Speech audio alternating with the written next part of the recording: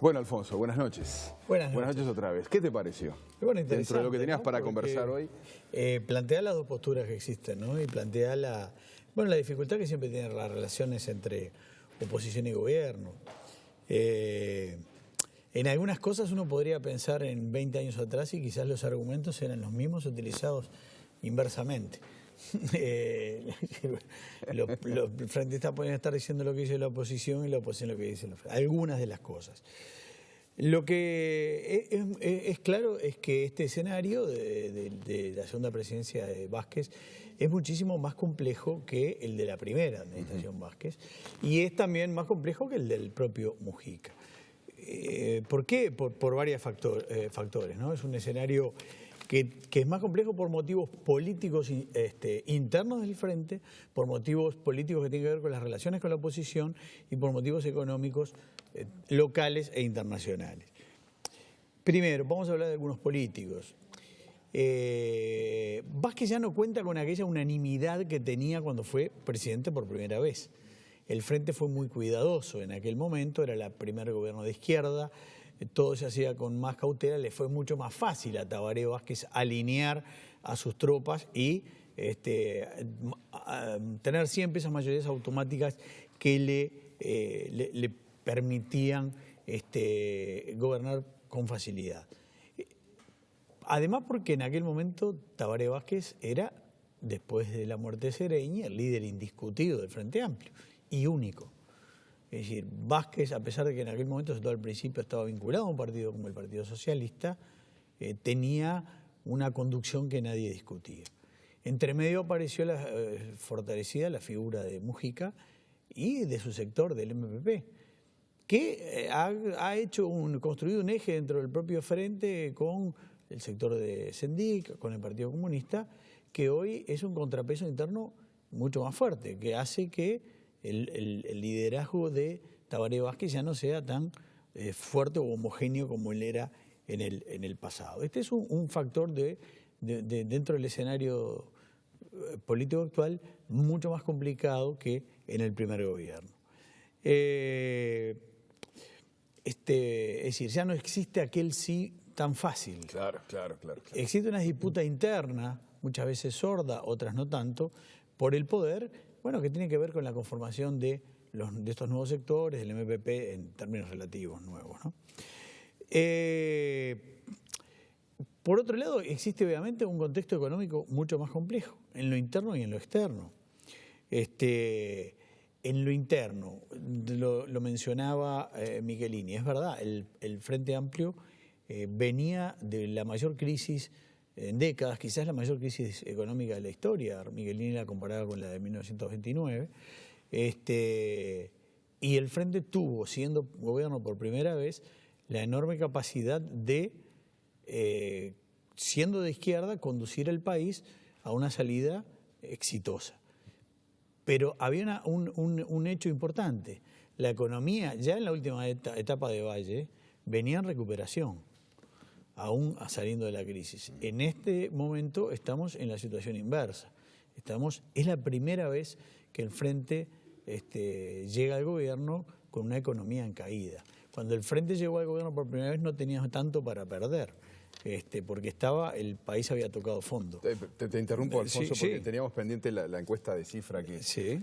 Teníamos para nuestros oyentes. Para recordarla, no es la encuesta de ahora, pero es una encuesta que se dio a conocer antes del ajuste, del primer ajuste, no el ajuste fiscal. Y allí esa encuesta hacía referencia a que ya había una percepción negativa de la economía, ¿no? Y según ese relevamiento, hoy solo 1 de cada 5 uruguayos considera que la situación económica del país es buena. El resto se divide entre un 40% que piensa que es mala y otro tanto que considera que no es ni buena ni mala. Esto antes del ajuste, no del ajuste final, ¿no? Ya había una percepción negativa, ¿no? Era la primera vez que veíamos una percepción negativa sobre el estado de la economía bajo un gobierno del Frente Amplio. Y es un cambio importante porque una cosa que hemos comentado acá muchas veces es que durante muchos años una de las figuras más populares del Frente Amplio ha sido Astori, o sea, ha sido un ministro de Economía y un ex ministro de Economía y ministro de Economía ahora, cuando todos los gobiernos anteriores, en general, la popularidad de los ministros de Economía no era la mejor, por el desgaste natural. Al contexto económico uruguayo, que tiene que ver con un tema que voy a hablar ahora, Se agrega, por supuesto, el contexto internacional, regional. Brasil está en una situación calamitosa, económicamente en dificultades, políticamente en un desastre. Argentina está saliendo o tratando de salir también de una situación muy complicada. Venezuela está en una crisis extraordinaria. Son todos compradores, digamos, países muy importantes para los productos uruguayos. Algunos de los productos uruguayos han caído a nivel internacional. Bueno, en fin, una situación compleja. Y hay, en esto de la economía doméstica, hay un tema. El gobierno ya no puede hablar como se hablaba en el primer gobierno de Tabaré Vázquez de la herencia maldita, le decían entre comillas, de colorados y blancos. Hoy estamos hablando del tercer gobierno del Frente Amplio a nivel nacional y ni hablar, es otro tema para meterse, pero lleva un cuarto de siglo gobernando en Montevideo. Es decir, ya es difícil trasladar responsabilidades. A diferencia de aquel primer gobierno de Tabaré Vázquez y en parte el de Mujica, el Frente ofrece hoy muchos más flancos a la oposición que antes. Durante el primer gobierno de Tabaré Vázquez le costaba muchísimo a la oposición encontrar temas con los cuales hacerse visible. Hoy hay varios, nombraron ustedes algunos: seguridad pública, economía, Luna, ANCAP con un déficit tremendo, el déficit fiscal, el ingreso de decenas de miles de funcionarios públicos. Es decir, esto es natural, el poder desgasta siempre. Y entonces, con una coyuntura económica desfavorable, los efectos de ese desgaste son mayores. Hay que ver qué pasa con todo esto del IRPF, del ajuste fiscal. Es una medida económica, pero sin duda también es una medida política, porque los que deciden la economía en el fondo son políticos, más allá de lo técnico, y se decide tomar un camino. Bueno, lo hablaba Michelini, él hablaba insistentemente de que esto, entre otras cosas, persigue el cuidado del empleo. Acá subyace otro tema, no me quiero extender, pero que lo ha hablado el propio Astoni en su momento varias veces, que en este periodo de gobierno había que tener mucho cuidado en el equilibrio entre el aumento de los sueldos y el mantenimiento del empleo. Es decir, si acá hay mucho gasto en sueldos o en otras cosas, se corre el riesgo del empleo. Ese es un tema de fondo que está allí. Y bueno,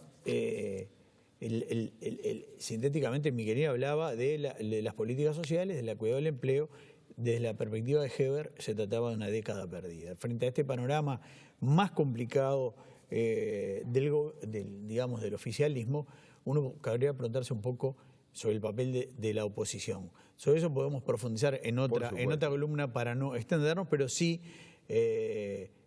repetir eso de que la oposición cuenta hoy con temas, con asuntos de discusión con los que antes no contaba. La situación es más compleja. El otro día el economista Talvi decía, sacando también un poco de dramatismo, no, estamos en una situación complicada, pero no en una situación crítica ni siquiera cercana a lo del 2002. Sin duda vamos a seguir teniendo debates de este tipo y el correr de los meses va a demostrar un poquito cuáles son las consecuencias de este ajuste fiscal, que sin duda, repito, seguramente cuando el gobierno decidió aplicarlo, no solo midió las consecuencias económicas, sino midió las consecuencias políticas. Y los tiempos en los cuales, desde la perspectiva del gobierno, estas medidas pueden dar algún tipo de resultado. Bueno, vamos a una pausa, Alfonso, ahora, ¿les parece? Porque en un ratito nada más vamos a hablar de Vista Linda y tendremos el cierre de Código País hoy con el maestro Julio Covelli. En un ratito nada más.